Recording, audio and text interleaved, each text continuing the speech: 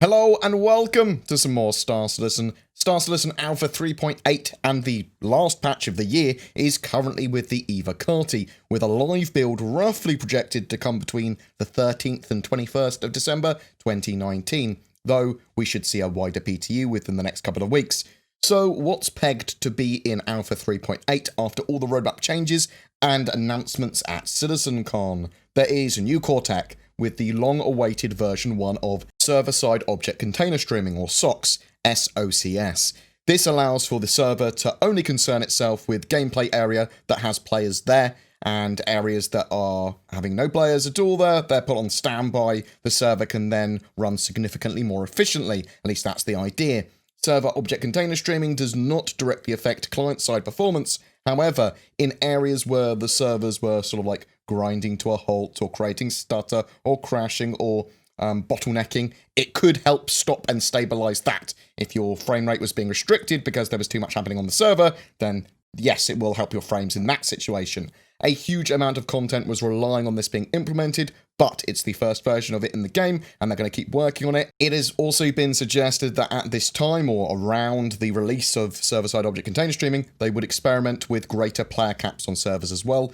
The thing is, with this tech, is that CIG don't really know how much more efficient it's going to be in our hands in the first version until it's literally in our hands. So we're going to have to wait and see about how far they can push this tech and how they're going to iterate on it and that sort of stuff. We are also getting platform persistence to 3.8. This could be really amazing for the game, assuming that it does mean what they say. So basically, Alpha UEC and in-game purchases, so ships and items that you purchase in-game, can be saved between patches now. So you have persistence in your character, your purchases, and the money that you've earned. This should mean that minor patches don't see resets at all, but we might still occasionally see database resets for major patches. However, platform persistence technically means that they could save those sort of like accounts and updates and all your Alpha UEC purchases and stuff between the major patches as well. So it's going to depend on if they need to do resets and wipe these databases fully for stability, bug fixes, for testing, if there's been huge exploits, that sort of stuff.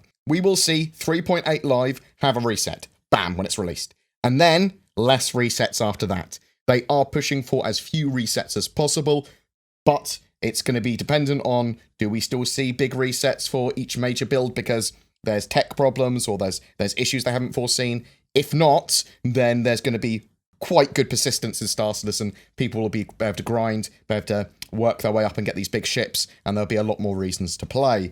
There is more of a focus on playability, optimization, and bug fixes for this patch as part of the adoption of staggered development from CIG. So they want Star Citizen to be more accessible, more playable, less problems. We should see problems with the mobiGlas and general gameplay issues addressed, various balance improvements, and a huge amount of bug fixes and quality of life improvements that have been plaguing the game up until, well, currently.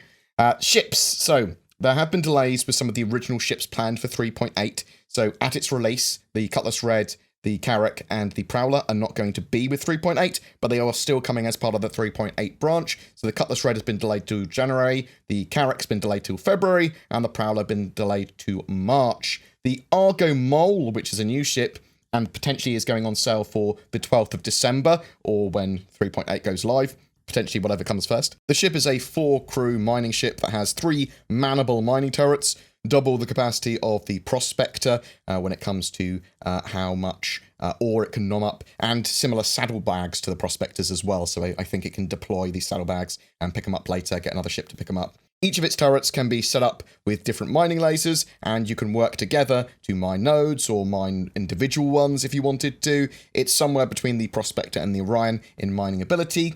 And with this in mind as well, there are updates to mining and mining heads, with 5 new mining lasers being added to the game, all with different stats. Some will transfer power faster, but induce a lot more instability into the rock or mineable that you're mining, while others will make mining more stable, but transfer will be slower. Some mining lasers will reduce the resistance level of rocks, making them ideal for cooperative play. So for something like in the Argo Mole, where you could put all your turrets onto one object, or you could have ones that make the lasers incredibly powerful, one mining head to rule them all type, but for an extreme price, and maybe they make rocks very dangerous if they explode.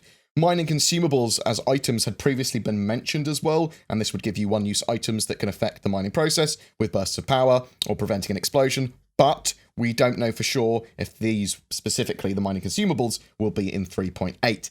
We've also had some rumours about the Crusader Ares, a new ship either going on concept sale on the 12th of December or potentially being flyable in 3.8 as well. We don't know for sure what the Ares is, though I did hear rumours at CitizenCon of a starfighter, and the name would suggest that, Ares is the god of war. It's not Ares as in the star sign, it's Ares as in the god of war. It also goes away to explaining why the Hercules Starlifter is in 4.0, but there's no sign of the Mercury Star Runner, because potentially the Ares is going to sort of like be the premier ship in the Crusader line. Then they'll build up the Hercules Starlifter, and then they'll put more time in getting the Mercury Star Runner sort of perfect. That would be potentially my expectation there. In some ships, we're going to see annunciator panels as well. So these are panels of lights that show, at a glance, important, relevant information to your ship. So you'll be able to see little panels of light that say about power failures, missiles that locked or approaching, quantum failures, power problems, potential risks or hazards.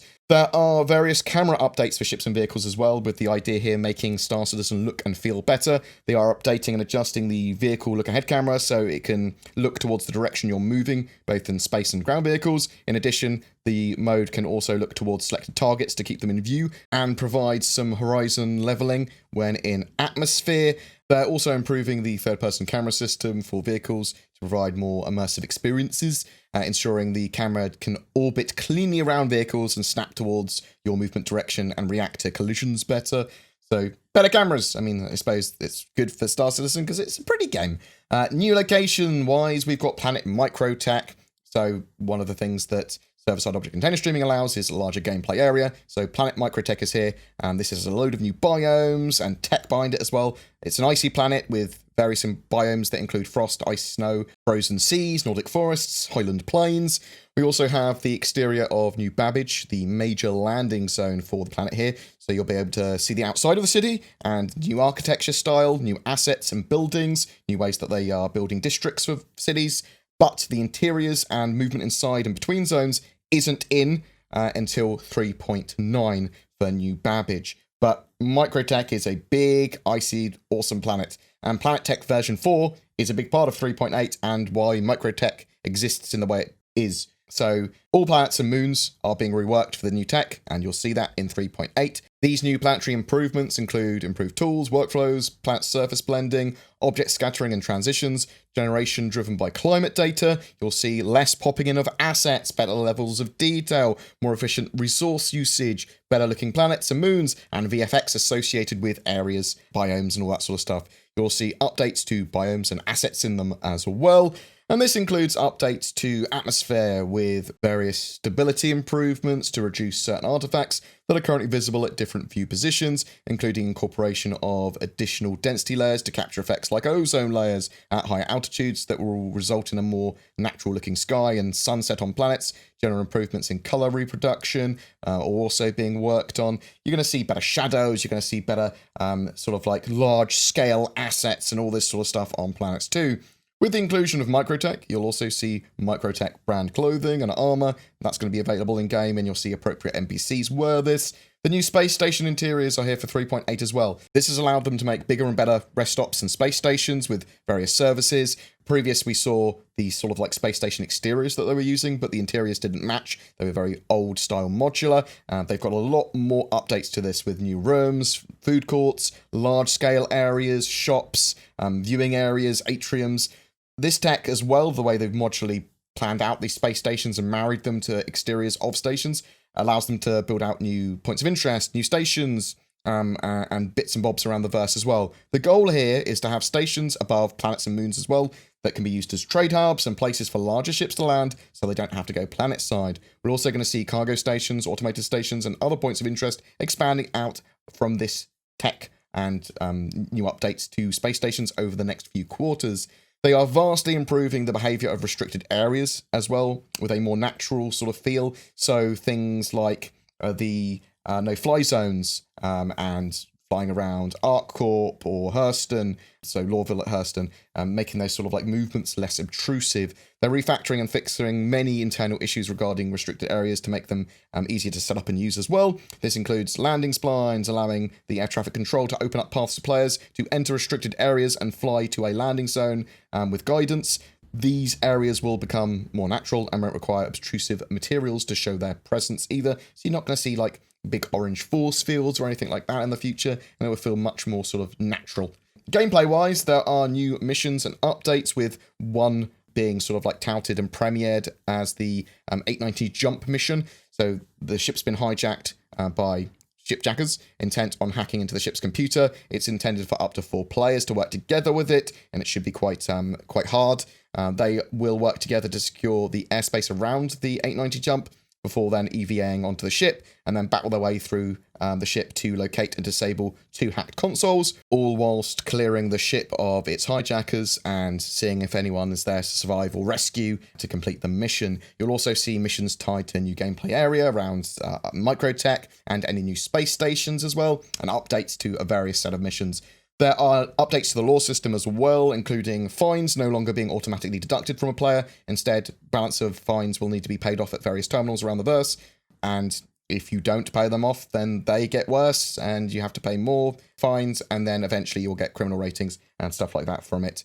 Fines and other offences can be removed via the hacking of criminal database terminals, as before, but now, when you are hacking, you'll be hacking individual infractions once you get access to the system, and you'll sort of like have to make a choice of which ones to remove. It's going to be based on your hacking tool and the amount of time you want to spend hacking and how much risk you want to sort of like put into removing your criminal rating, but sort of like removing the most egregious crimes is probably the better idea.